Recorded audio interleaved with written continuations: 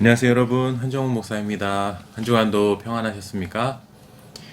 이번 주는 여러분들이 우리 칠지구 성도들께서 스승의 날이라고 해서 저에게 감동적인 선물들을 주셨는데, 그 중에 성경 공부 들으면서 이제 느낀 감동과 또 기쁨들, 그리고 저를 격려해주는 메시지들을 보내주셨어요. 그거를 우리 성경 공부팀에 보내주셔서, 또 성경 공부팀에서 이렇게 예쁜 카드 형식으로 이렇게 예쁘게 이미지화해서 만들어서 보내주셨어요. 제가 이거를 읽으면서 너무너무 큰 힘이 됐고 기쁨이 됐습니다. 제가 무엇보다도 성경 공부를 온라인으로 진행하면서 제일 아쉬운 것은 이제 여러분 청중들의 반응을 볼 수가 없다라는 거거든요. 그 강사의 입장에서는 청중들이 함께 하면서 반응하는 것이 굉장히 큰 유익이고 힘이 되고 또 기쁨이기도 하고, 그러면서 동시에 내가 지금 강의를 제대로 하고 있는 건가, 이렇게 하는 게 맞는 건가라는 체크를 할 수 있는 어떤 그 현장이기도 한데, 그게 이제 체크가 돼야 뭐 이렇게 가보기도 하고 또 늦추기도 하고 빨리 가기도 하고 하는데, 이게 지금 여러분 알다시피 10주째 온라인으로 저를 바라보면서 하고 있거든요. 늘 여러분 생각하고는 있지만 여기 앞에 청중이 있다라는 전제하에 제가 이제 사실 뭐 혼자서 하고 있는 건데, 제일 아쉬운 게 그거예요. 이렇게 여러분들의 표정을 보고 반응을 보고 또 웃음소리를 듣고 또 어떤 진지한 어떤 고민의 모습들을 보면서 해야 뭔가 이렇게 이 역동성도 있고 유기적인 연결의 어떤 느낌들이 있을 텐데, 그게 없어서 참 아쉬운데, 이렇게 이번에 여러분들이 정말 강의를 들으면서 느끼신, 깨달으신, 또 도움이 되고 또 유익하고 좋다라는 반응들을 이렇게 적어 주셔서, 마치 제가 여러분들과 직접 강의하는 그런 것처럼 느낄 수 있는 시간이었어요. 참 감사하게 생각하고 또 기쁘게 생각합니다. 이제 뭐 16주니까 몇 번 남지 않았지만, 남은 기간에도 최대한 여러분들과 교감하는 것처럼, 그러니까 마치 앞에 여러분 있는 거라는 전제하에 제가 늘 얘기를 하거든요. 그래서 이런 걸 궁금해하지 않으실까? 아마 이런 것들에 대해서는 이런 반응이 아닐까라는 그 전제하에 그렇게 하는데, 여기 글들에 보면 마치 그런 것처럼 시원하게 그런 궁금증도 해결해 주시고 우리 입장에서 그런 것들을 잘 설명해 주셨다라는 반응들이 있어서 보람이 있었습니다. 더 그렇게 노력하도록 하겠습니다. 예, 오늘은 이제 야곱과 이스라엘 12지파의 내용을 이제 듣게 될 건데요. 야곱이란 사람은 정말 보면 볼수록 우여곡절이 심한 아주 인생의 파고라고 하죠. 그런 게 굉장히 거센 사람이다라는 생각이 듭니다. 나중에 보면 파라오 앞에 갔을 때도 내가 내 인생에 아주 그 쉽지 않은 거친 삶을 살아왔다라고 파라오에게 고백하는 장면이 나오지 않습니까? 그런 말 할 자격이 있는 사람이에요. 야곱은 진짜 파란만장한 풍운화 같은 인생을 살았다. 일단은 지난 시간에 우리가 본 것처럼 형 에서의 복을 어떻게 보면은 다 뺏었죠. 어떻게 보면은 속여서 자기가 형인 것처럼 해서 그걸 다 취해서 형이 이제 죽이려고 하니까 서글프게도 고향을 떠날 수밖에 없었죠. 아버지, 어머니, 형, 그리고 친척들을 떠나서 하란으로 가게 됐어요. 하란이 어디냐면 바로 아브라함이 떠나온 곳이고, 또 아브라함이 그 종을 보내서 이삭의 아내가 될 그 리브가를 데려온 곳이기도 해요. 그러니까 아브라함의 본토 친척 아비집이 있는 곳이에요, 하란이. 그리고 거기에 리브가, 아브라함의 아내인 사라가 아니라 아브라함의 며느리인 리브가의 본토 친척 아비집이 있는 곳이기도 한 것입니다. 그래서 거기서 이제 리브가가 왔고, 리브가가 자기 친정이 있는 하란으로 둘째 아들 사랑하는 야곱을 피신시키는 거죠. 그런데 그 피신시킨 게 우리가 가는 길에 베델에서 막 맹세도 하고 했지만 결코 쉬운 길이 아니었어요. 왜냐하면 그 하란에서 야곱을 기다리는 운명은 너무나 쉽지 않은 운명이라기보다는 어떤 그런 기다리는 섭리가 있었다라고 말할 수 있겠죠. 그래 갔어요. 갔더니 창세기 24장 15절에 보면은 리브가를 만나는데 그는 아브라함의 동생 나홀의 아내 밀가의 아들 부두엘의 소생이라. 즉 리브가는 아브라함의 형제인 나홀의 손녀. 그러니까 리브가는 아브라함 계열, 셈 계열이고, 그 다음에 이 리브가는 리브가가 이제 나홀의 손녀인데, 리브가의 오빠가 바로 이제 라반이 되는 것입니다. 그러니까 라반도 결국은 아브라함의 손자라고 말할 수 있죠. 나홀의 그 아들이니까. 그러니까 결국은 친척이에요, 친척. 진짜 외삼촌이 맞는 것입니다. 라반은 야곱의 외삼촌이에요. 그러니까 엄마의 동생인 것이죠. 그런데 그래서 29장 4에서 6절에 보면은 야곱이 그들에게 이르되 내 형제 어디서 왔느냐 하니 하란에서 왔다라고 하면서 그 우물에서 지금 사건이죠. 야곱이 묻죠. 나홀의 손자 라반을 아느냐라고 묻죠. 그들이 압니다. 그러면서 그 딸이 라헬이 지금 양을 몰고 옵니다 하면서 아주 드라마틱하게 라헬을 그 우물가에서 만나게 됩니다. 그래서 라헬이 여차저차 해가지고 야곱을 알아보고 이제 대화해서 아버지 라반에게 끌고 와서 또 자초지종을 설명했더니 라반이 뭐라 그럽니까? 너는 참으로 내 혈육이로다 라고 말합니다. 이건 뭔 말이냐면 진짜 너 내 친척이 맞구나. 우리가 피가 섞인 진짜 아브라함의 자손이 맞구나 라고 말하는데, 자, 거기까진 좋았어요. 그러면서 이제 한 달 동안 그와 함께 손님 대접을 하는 것이죠. 먹고 마시고 자는 모든 것을 다 제공을 합니다. 그런데 이제 본론이 나와요. 그 29장 15절에 보면 라반이 야곱에게 이르되 비록 내가 내 생질이지만 내 조카지만 어찌 그저 내 일을 하겠느냐. 내 품삯을 어떻게 할지 내게 말하라. 야곱이 한 달 동안 손님으로 먹고 마시면서 이제 뭐 간단한 일들을 했겠죠. 근데 라반이 이제 본격적으로 야곱을 쓰고 싶은 마음 속에서 본격적으로 너를 고용하겠다라는 얘기를 하는 거예요. 그러면서 이제 품삯을 정해라, 연봉을 한번 정해봐라, 이렇게 말하는 겁니다. 근데 여러분 여기서 우리가 이걸 깊이 읽어보면 놀라운 걸 발견하게 돼요. 7년 동안 라반을 위해서 무료 봉사하기로 결정한 사람이 누구냐면 바로 야곱입니다.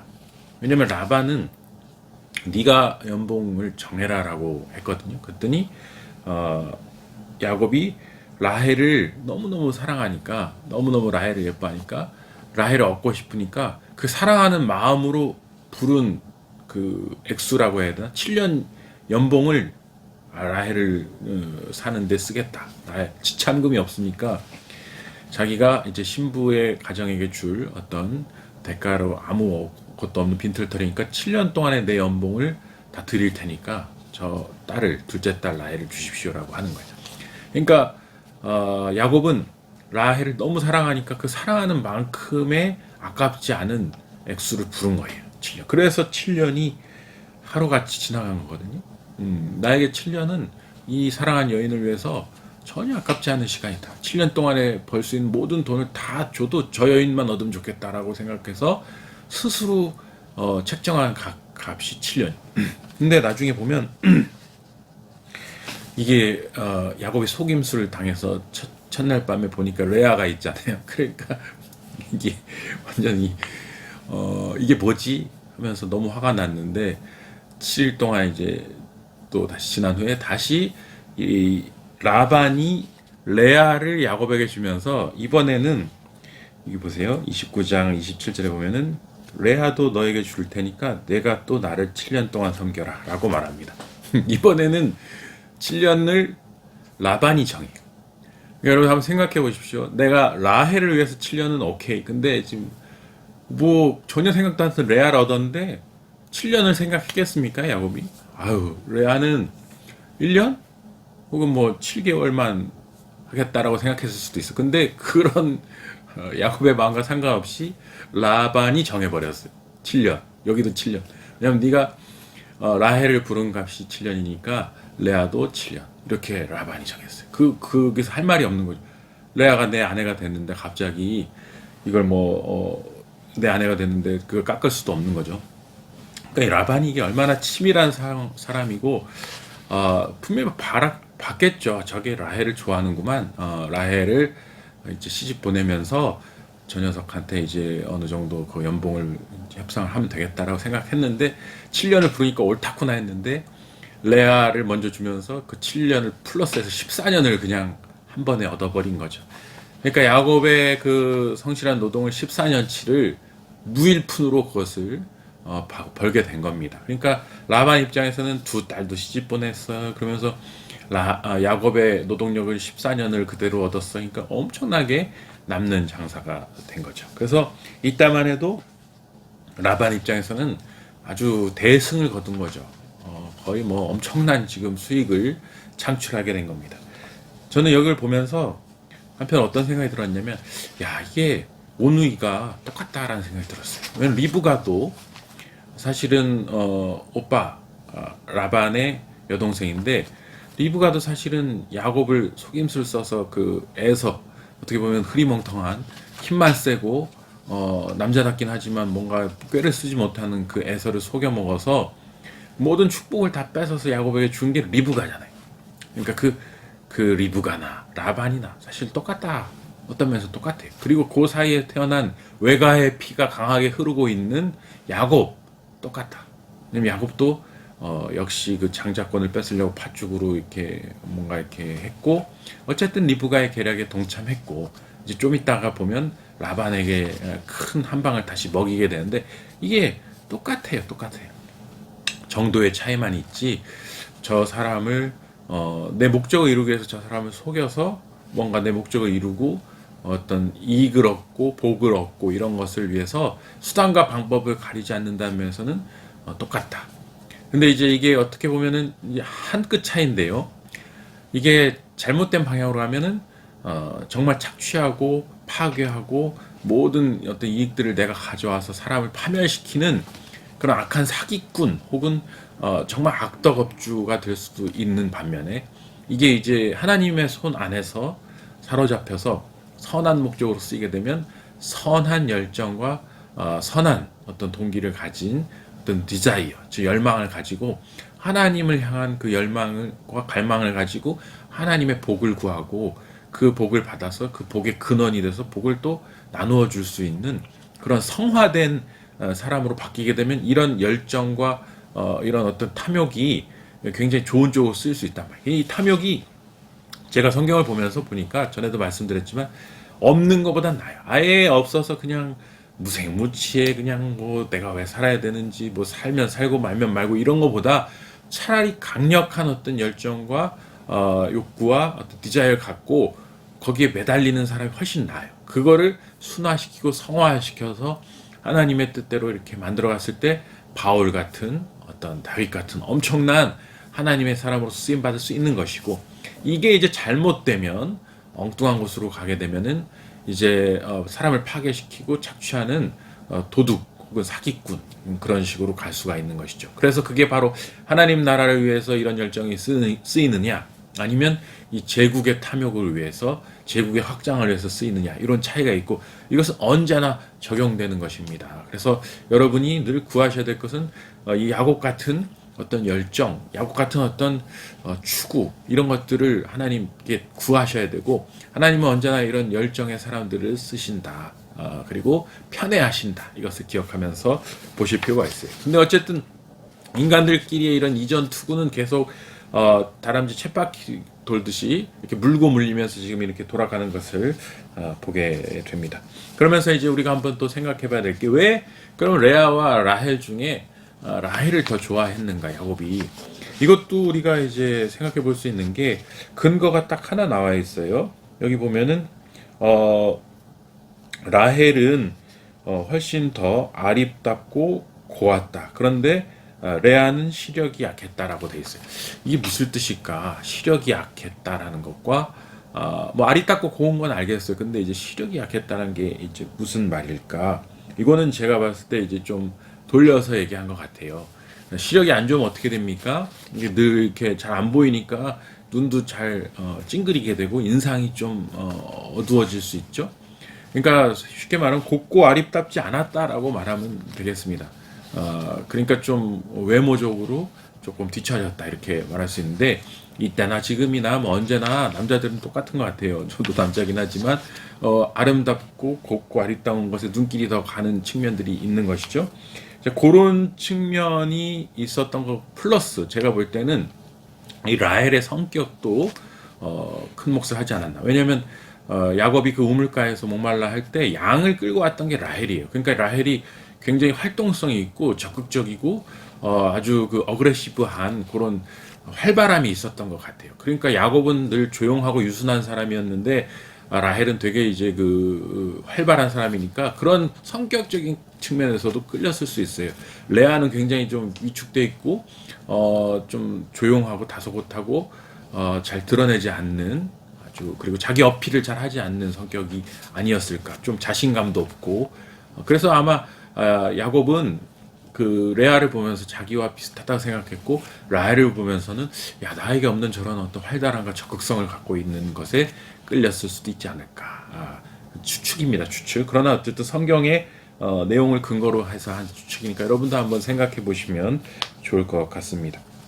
그래서 어쨌든 라반은 레아를 억지로 떠넘긴 것이죠. 속여서 떠넘겨서 어쨌든 14년을 무료로 무상으로 야곱의 노동력을 착취했다라고 말할 수 있습니다.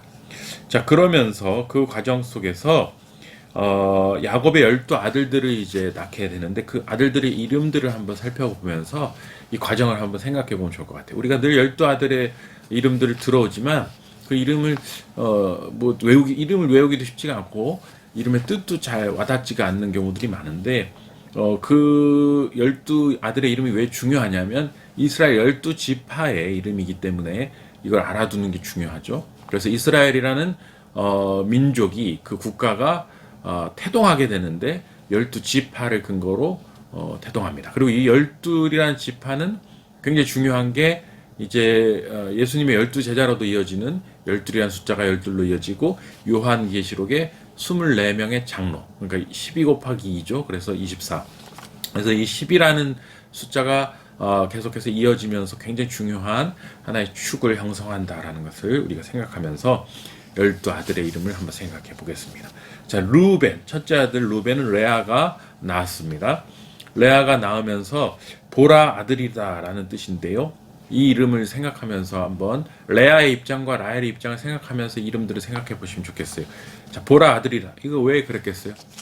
야, 드디어 내가 사랑 못 받고 남편에게 어떻게 보면 괄시당하고 저 라헬만 예뻐하는 남편, 나는 잘 거들떠보지도 않는 그 남편에게 보십시오, 아들입니다. 내가 아들을 낳았습니다. 이제 나를 좀 인정해 달라라고 하는 얘기예요. 그래서 남편에게 하는 얘기라고 보시면 돼요. 남편과 또 어떻게 보면 동생에게, 그리고 많은 사람들에게 내가 먼저 아들을 낳았다라고 자랑하는 거예요. 둘째 시므온, 이거는 이제 들으신다라는 뜻인데, 자, 시몬이라는 이름이 늘 많이 나오죠. 시몬 베드로, 시몬.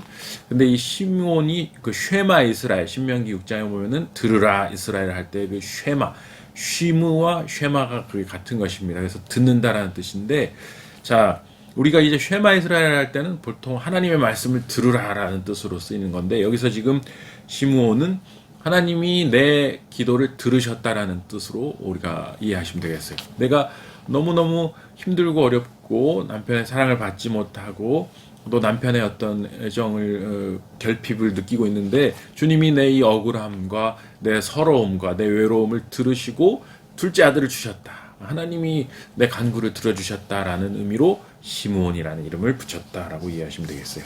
그리고 레위라는 이름은 연합하다라는 뜻인데, 자, 이 레위가 왜 연합하다라는 뜻인가? 레위 지파 막 이렇게 많이 나오는데, 근본적인 뜻은 이 레위라는 이름을 지으면서 레아가 이제 내가 셋째 아들까지 낳았으니까 남편과 내가 이제 연합할 수 있겠다는 기대. 그러니까 여태까지 세 아들의 이름은 계속해서 남편을 향한 간구였다고 보시면 돼요.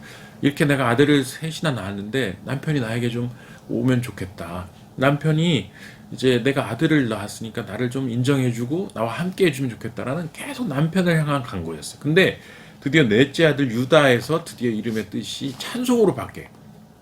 여기서 이제 그 대상이 제가 볼 때는 그를 찬미하라라는 뜻인데 하나님으로 드디어 레아의 시선이 돌아간다라고 볼 수 있어요.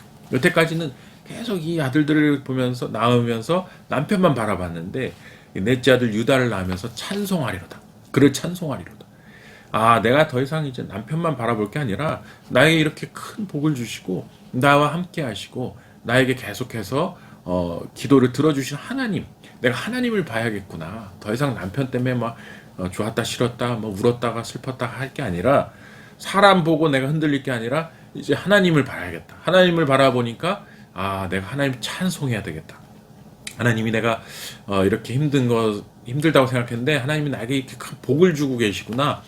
나와 내 아들들을 통해서 하나님이 큰 축복을 주고 계시구나. 내가 더 이상은 흔들리지 않아야겠다라는 마음속에서 여유도 생기고 모든 상처 아픔도 어느 정도 치유가 되면서 레아가 좀 어떤 자신감이 좀 회복된 것 같아. 그러면서 하나님을 향한 진정한 찬송을 하게 됩니다.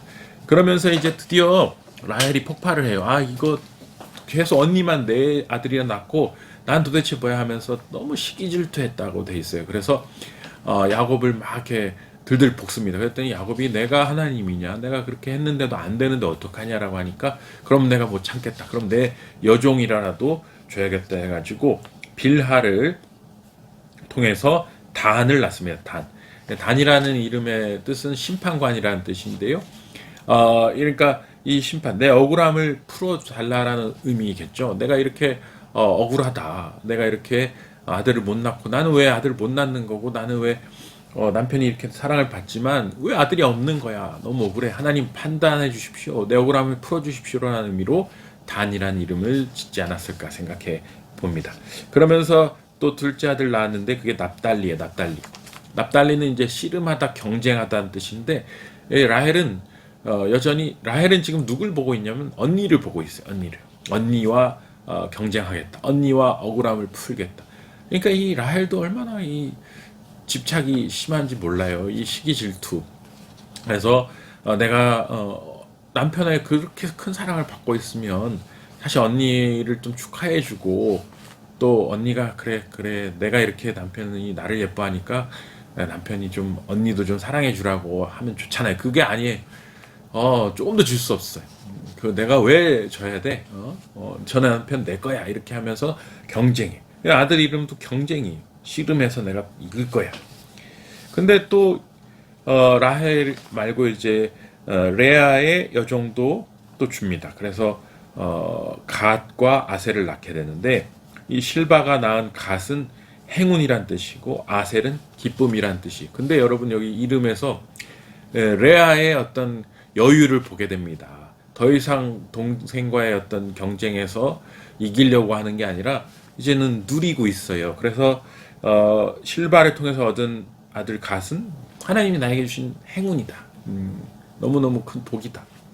즐기고 있어요. 그리고 아셀은 기쁨이다. 이제는 이 아들을 보면서 실바가 낳은 아들이지만 기뻐요. 아유, 내 여섯째 아들. 그렇죠. 자기 쪽에서는.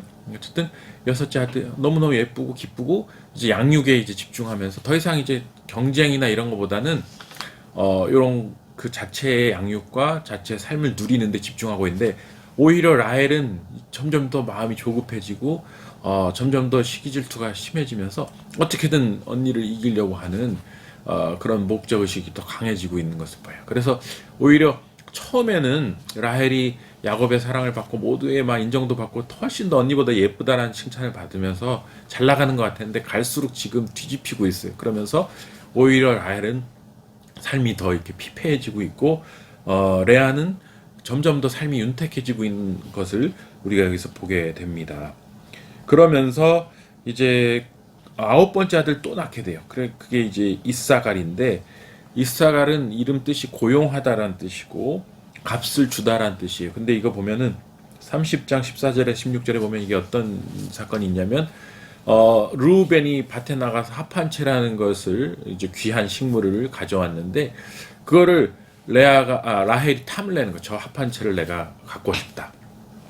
왜냐면 그게 이때 당시 이제 정설에 의하면 이제 아이를 낳는 데 있어서 여성에게 좀 도움이 되는 측면이 있었던 걸로 보여요. 그래서 저 합한채를 갖고 싶은데 언니한테 달라고 하니까 언니가 뭐라고 합니까? 네가 내 남편 야곱을 뺏어간 게 모자라서 이거 내 아들이 가져온 합한채까지 달라고 하는 거냐?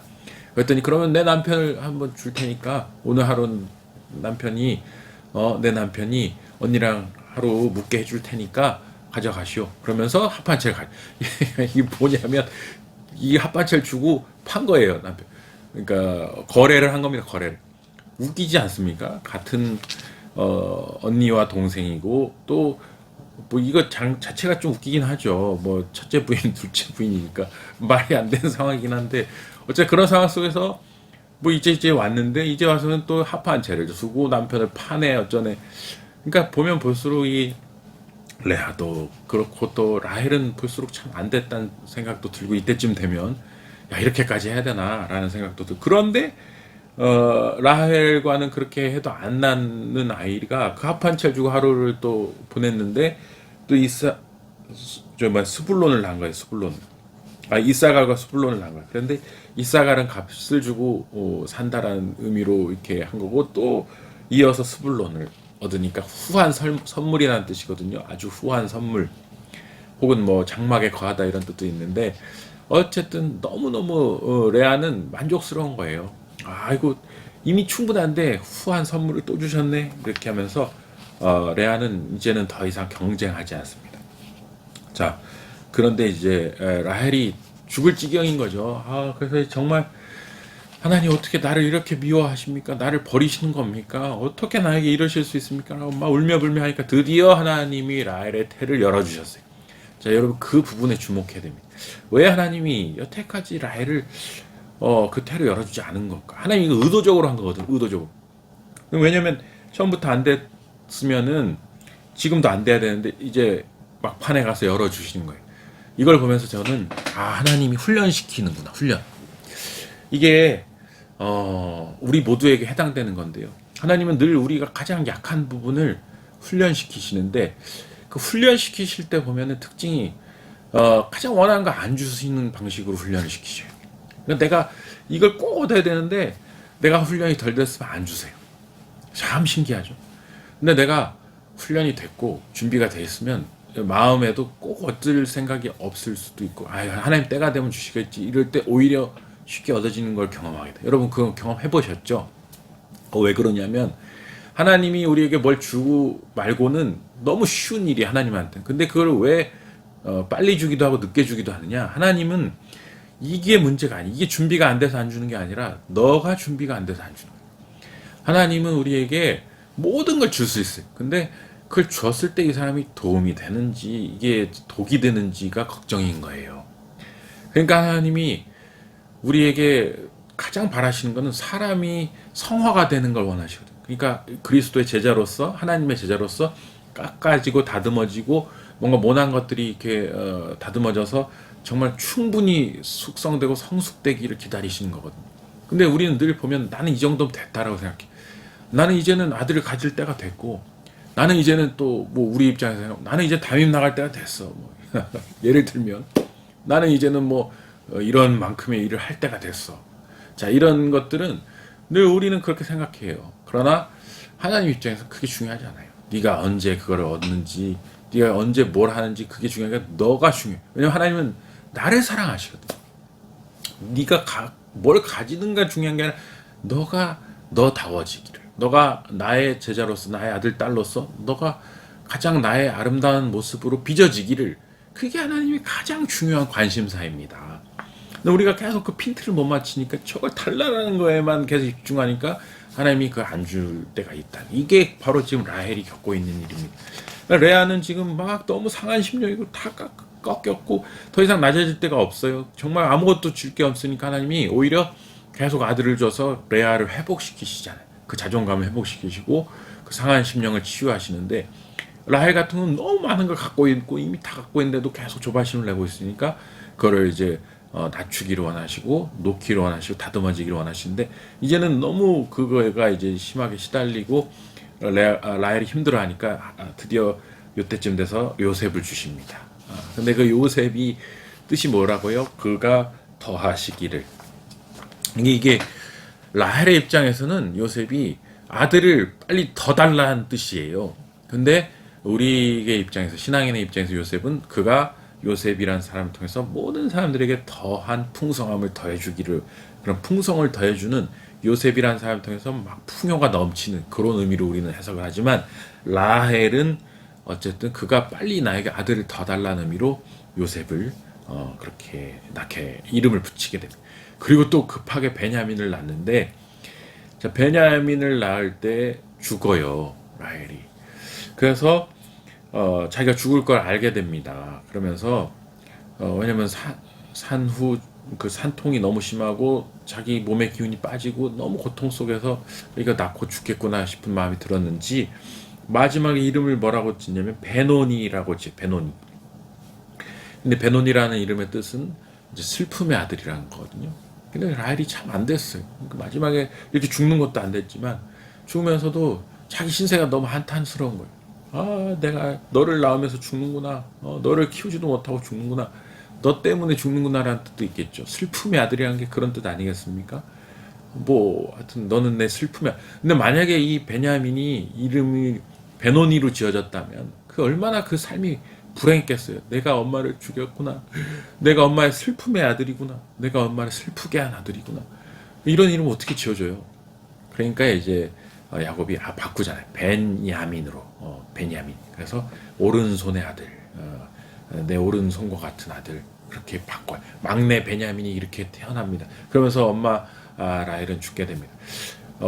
안 죽었으면 더 좋았겠지만 어쨌든 인생이 뭐 우리 마음대로 된 건 아니죠. 어쨌든 그렇게 하면서 12아들이 다 태어나고 완성이 되고, 그 다음에 므낫세 에브라임은 이제 요셉의 아들들을 이제 그 야곱이 이제 삼게 되는 것이죠. 12지파 속으로 이제 후대에 편입되는 것이고, 어쨌든 베냐민이 12번째 아들이 됩니다. 그런데 이제 사사기 나중에 보면은 베냐민 지파가 도륙되고 베냐민 지파가 이제 저리 멸렬하면서 사실상 그 요셉의 아들들인 므낫세 에브라임이 더 주도적인 위치로 오게 되고, 그러니까 베냐민의 인생 자체가 좀 이렇게 사그라드는 그런 삶이에요. 막내이기도 하고 약하기도 하고 이렇게 사랑을 받았는데 보면은 참 인생이 안 풀렸어요. 그렇게 되는 것을 보게 됩니다. 그 이름에 하여튼 그게 다 들어가 있는 모습들 보면서 참 신기하고 재밌기도 하고 그렇습니다. 근데 여러분, 그러니까 이거 왜 지금 말씀드렸냐면, 여러분이 이 야곱의 12아들들의 이름을 기억할 때 편하시라고 이런 사연들을 생각하면서 레아와 라헬의 어떤 그런 관계들, 비라와 실바의 관계들, 그 다음에 뭐 하판체 스토리 그런 것들을 생각하면서 이 12아들의 이름들을 기억하시기가 쉽지 않을까 생각해서 말씀을 드렸고, 자, 이렇게 아주 파란만장한 어떤 스토리 속에서 형성된 12지파, 이 12지파로 구성된 이스라엘 민족이 이렇게 태동하는 모습을 보셨습니다. 자, 그리고 드디어 라반을 떠나게 되는 야곱을 보게 되는데 30장 34절에서 48절에 보면 야곱이 그 얘기를 하는 거죠. 이제 처음에 보면은 내가 14년 동안 일을 했는데 한 푼도 못 얻었는데 이제 나도 식솔들이 있고, 라반한테 하는 얘기입니다. 저도 이제는 제 가업을 이루어야 되지 않겠습니까? 외삼촌, 저를 언제까지 무료로 봉사를 시킬 겁니까? 이제는 좀 제 삭슬 주십시오 했더니 라반이 뜨끔하면서 그럼 어떻게 할까? 또 품삯을 제안하죠. 그랬더니 야곱이 뭐라고 합니까? 얼룩덜룩한 애들, 얼룩이들을 나에게 주시고, 그 다음에 얼룩이 없는 애들은 저기 삼촌이 다 가지십시오. 그랬더니 라반이 딱 듣더니 알았어 하고 어떻게 합니까? 얼룩 아들들을 시켜서 얼룩덜룩이들을 다 분리시키고 흰색이를 다 분리시켜서 얼룩덜룩이들 3일 동안 띄워버려요. 그리고 그 하얀 애들만 야곱이 이제 목축을 하게 합니다. 유전학적으로 하얀 애들끼리 이렇게 하면은 얼룩이 나오기가 힘들잖아요. 돌연변이가 아닌 이상. 그러니까 그걸 알았던 거죠. 그랬더니 야곱이 오케이 합니다. 하면서 라반은 이제 저 바보, 이제 우리는 이제 흰색 아이들만 키우자라고 하면서 아들들하고 쑥덕거리고 희덕거렸겠죠. 저 바보 야곱 망했구나. 우리가 계속 부려먹을 수 있겠구나. 근데 야곱이 이제 회심의 일격을 하는 거예요. 막 이렇게 나뭇가지들, 버드나뭇가지 같은 거를 이렇게 잘라서 그걸 이렇게 꺾어서 이거 왜 꺾었냐면 그 생각해보세요. 나뭇가지를 꺾으면 어떻게 됩니까? 나뭇가지는 검정이고 꺾으면 그 안은 흰색이잖아요. 그러니까 얼룩덜룩을 상징하는 문양이라고 보시면 돼요. 그거를 양들이 흰색 양들이 소들이 물을 먹을 때 그거를 보여줘서 새끼를 뵐 때마다 그걸 이제 보여줘가지고 튼튼한 애들이 물을 먹고 새끼를 뵐 때는 그걸 보여주고 이제 비실비실한 애들이 물을 먹고 이렇게 새끼를 낳고 할 때는 그걸 안 보여줬어요. 그랬더니 튼튼한 애들은 다 얼룩덜룩이들을 낳았고 비실비실한 애들은 다 흰둥이들을 낳았다. 이게 뭐 말도 안 되는 소리냐? 그 얼룩덜룩을 보고 그렇게 생각할 수 있겠지만 저는 이게 뭐 주술이 아니라 저는 그게 그 기도가 아니었을까. 그런 애들을 할 때마다 그거를 거기다 세워놓고 주님께 기도하지 않았을까 생각해요. 하나님, 이 건강한 양을 통해서 소를 통해서 얼룩덜룩이 나오게 해주세요. 간절하게 빌었을 것 같아요. 근데 하나님 그 기도를 들어주셔서 그 실한 아이들은 다 얼룩덜룩이가 된 거예요. 그러니까 시간이 지나면서 어떻게 됩니까? 실한 아이들은 전부 야곱게 되고 비실비실이들은 다 라반께 됐어요. 그러니까 라반이 이제 보니까 이제 망하게 생겼거든. 그래서 아들들이 31장 1절에 3절에 보면 야곱이 우리 아버지의 소유를 다 빼앗았다. 이 나쁜 놈들. 그러면서 라반의 안색도 안 좋아졌다라고 돼 있어요. 아이고 이 도둑도 이런 도둑이 없죠. 자기들이 여태까지 부려먹고 착취한 건 생각도 안 하고 이렇게 되니까 이제 또 자기들이 피해자라고 합니다.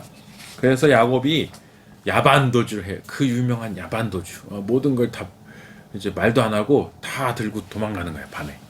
그랬더니 라반이 쫓아와가지고 어떻게 이럴 수 있냐고 하지만 그때 딸들조차도 자 31장 14에서 15절 보면 라헬과 레아도 우리가 우리 아버지 집에서 무슨 분깃이나 유산이 있으리요. 아버지가 우리를 팔고 우리 돈을 다 먹어버렸으니 아버지가 우리를 외국인처럼 여기는 것이 아닌가. 딸들도 다 인정하는 거예요. 아버지 라반이 치를 떠는 거예요. 이런 인간이 없다. 이럴 수가 있나 우리한테까지도. 자, 그래 다 동의한 상태에서 떠났어요. 라반이 와가지고 내 딸들이고 내 자손들인데 어떻게 인사도 없이 가냐. 그러면서 또 드라빔은 왜 훔쳐가냐. 뭐 그런 사건이 나오죠. 근데 결국은 드라빔도 못 찾고 뭐 이제 머쓱해졌어. 그랬더니 야곱이 그때 이제 폭발을 하는 거죠. 한을 막 쏟아내면서 어떻게 나에게 이럴 수 있습니까? 어떻게 삼촌이 나에게 이럴 수 있습니까? 하면서 막 하고 그러면서 이제 야, 싸우지 말자. 우리 화해의 상징을 하나 세우고 더 이상 이걸 갖고 왈가왈부하지 말자 하면서 세운 그 기둥이 돌 무더기가 바로 여갈 사하두다. 그리고 갈레엣이라고 히브리. 그러니까 여갈 사하두단 아람어, 갈레엣은 히브리어. 그러니까 야곱은 그 갈레엣이라 부르고 이제 라반이 여갈 사하두다라고 불렀는데 아람어가 뭐냐면 히브리어랑 거의 비슷한데 고대 근동 지방의 더 많은 지역에서 쓰였던 히브리어의 방언이라고 볼 수 있겠습니다. 아니면 아람어의 방언이 히브리어라고 할 수도 있고요. 그래서 그걸 놓고 이제 외교적으로 해결한 거예요. 여러분 이 외교적으로 해결한다는 것은 법적으로 해결한 것과 다르죠. 법적으로 하려면 다 이렇게 뭔가 시시비비 가려야 되는데 외교라는 것은 너는 너대로 나는 나대로 뭔가 이렇게 손해가 있고 뭐 이익이 있지만 그냥 더 이상 마찰을 피하기 위해서 겉을 아름답게 포장하는 거죠. 그러니까 아주 고도의 기술이에요. 외교적인 기술. 외교를 잘해야 또 뭔가 이렇게 큰 마찰 없이 뭔가 돌아갈 수 있는데 이 외교적인 해결을 하면서 그 상징을 쌓고 요게 이제 갈르엣이 결국은 굉장히 중요한 이스라엘 민족의 어떤 상징적인 기둥이고 장소가 되는 거죠. 그러면서 드디어 이제 야복강을 건너면서 에서에게 돌아갑니다. 생각해 보세요, 여러분. 뒤에는 라반이 아들들과 함께 자기에게 복수하러 오고 앞으로 가자니 누가 기다리고 있습니까? 에서가. 그러니까 양측에서 완전히 샌드위치가 된 거예요. 이거는 뭐 일로 가도 미움받고 절로 가도 미움받아. 어디로 가야 되나. 이렇게 많은 양떼를 얻고 소떼를 얻었고 또 많은 자식들을 거느리고 있지만 결국 혼자예요. 결국은 아무 곳에도 기댈 데 없는 야곱. 혼자 남아서 또 브니엘에서 야복강가에서 하나님을 그때 만납니다. 자, 다시 하나님을 만나서 밤새 씨름해요. 그러면서 그 천사가 떠나가려고 하자 나를 축복해 주지 않고는 내가 보낼 수 없습니다. 그 천사가 질려서 물어보죠. 너 이름이 뭐냐? 저는 야곱입니다. 너 더 이상 야곱이라고 하지 말고 이스라엘이라고 해라. 이스라엘이라는 이름이 드디어 이때 처음으로 나오게 되는 것입니다. 그래서 여러분 이 이스라엘이라는 이름이 왜 중요한 이름이냐? 이 해석에 있어서 하나님과 겨루 이겼다라는 뜻도 되지만 하나님이 강하게 하신다, 하나님이 통치하신다라는 뜻도 있거든요. 그러니까 철저히 야곱이 여태까지 아까 말씀드린 것처럼 내 탐욕, 내 어떤 목적, 내 그리드, 내 어떤 열정을 갖고 어떤 수단과 방법을 가리지 않고도 복을 얻으려고 하는 세속의 어떤 사람이었단 말이죠. 근데 드디어 야곱이 하나님에게 완전히 잡혀서 하나님에게 그 넓적다리를 얻어맞아서 절룩거린다는 것은 무릎 꿇는 거거든요. 그러니까 하나님께 이긴 것 같지만 하나님 져준 거죠. 그러면서 너가 드디어 나의 통치를 받는 철저히 하나님과 더불어 걸어가는 사람으로서 하나님의 사람이 됐다라는 의미로 이 이름을 받았고, 이스라엘이라는 민족은 늘 이제 뒤에도 보면 늘 이렇게 야곱처럼 씨름하고 이것저것 실수도 하고 탐욕을 부리기도 하고 우상 숭배도 합니다. 그러나 그 모든 인간적인 강렬한 어떤 욕망이 전혀 사라지지 않고 강하게 있지만, 그러나 언제나 성경 안으로, 말씀 안으로, 그리고 하나님 안으로 사로잡혀서 그 하나님의 통치 아래서 걸어가는 민족이다라는 것을 이제 보게 됩니다. 그게 우리 인생의 묘미 같아요. 우리는 늘 실수하고 넘어지고 늘 싸우고 하나님 앞에 내세울 게 없이 죄인으로 살아가지만 완벽하지 않습니다. 그러나 하나님이 우리를 사로잡으시고 하나님이 우리를 통치하시기, 그리고 하나님이 때로 우리의 널쩍다리를 쳐서 절름거리게 하는 그런 방식으로 우리를 훈련시키시고 또 그렇게 사랑의 매로 우리를 때려주셔서 하나님의 품 안으로 돌아오게 하시기 때문에 우리는 여전히 하나님의 사람인 것이죠. 그게 바로 칭의 아니겠습니까? 나는 의롭지 않지만 하나님이 의롭다 칭해 주시고 여겨주시고 인정해 주시고 하나님이 사랑해 주시고 붙들어 주신 그 사랑이 있기에 우리가 지금 있을 수 있는 것이고, 그 사랑이 있기에 우리가 이스라엘일 수 있는 것이고, 그 사랑이 있기에 우리가 여전히 하나님을 사랑하며 부족하지만 하나님의 칭찬과 사랑 속에서 이 교회를 이루고 있는 것입니다. 사랑하는 여러분, 이 주님이 우리와 함께 하시기에 우리는 다시 일어설 것입니다. 그리고 함께 야복강을 건너가서 우리를 향해 공격해오는 에서를 또 극복하고 화해하고 새로운 가나안 땅을 향해 가게 될 것입니다. 모든 문제를 해결하시고 주관하신 주님의 손을 붙들고 승리하는 우리 모두가 되실 수 있기를 주님의 이름으로 축원합니다. 함께 기도하겠습니다.